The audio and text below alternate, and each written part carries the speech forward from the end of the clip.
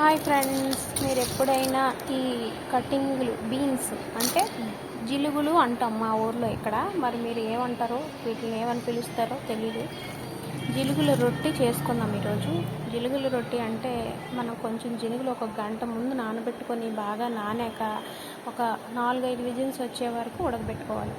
ఉడకబెట్టిన తర్వాత ఇగో ఇలా ఉంటాయి. ఇలా వచ్చిన తర్వాత వాటిని వాటర్తో పాటు మనము రొట్టెలో వేసుకోవాలన్నమాట.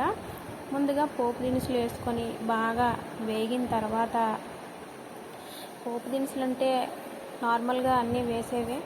కరివేపాకు పోపులు, కరివేపాకు, పచ్చిమిరపకాయలు, ఎండుమిరపకాయలు వేసాక మీరు వరి మొరుము అంటారు, అంటే బియ్యం ఆడించిన మొరుము, సన్న మొరుము అన్నమాట.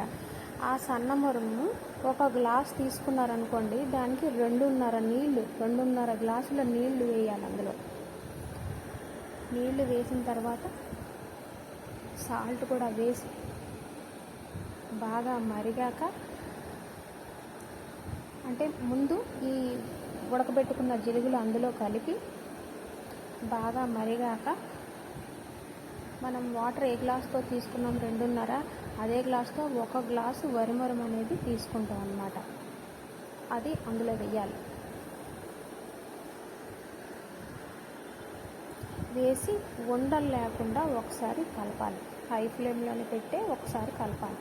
కొంచెం దగ్గర పడిపోయాక ఫ్లేము కొంచెం సిమ్లో ఉంచుకోవాలి. ఇలా ఉడికిన తర్వాత, దగ్గర అయిన తర్వాత సిమ్లో పెట్టేసి మనము దాన్ని మూత పెట్టుకుంటాం అన్నమాట. కరెక్ట్గా 20 మినిట్స్ టైం చూసుకొని మీరు ఆపేస్తే కనుక ఇలా అవుతుంది. చాలా హెల్దీ ఉంటుంది. ఇది చాలా టేస్ట్ కూడా బాగుంటుంది. ఇది ట్రై చేసి కామెంట్ బాక్స్లో చెప్పండి ఫ్రెండ్స్. నా ఛానల్ నచ్చితే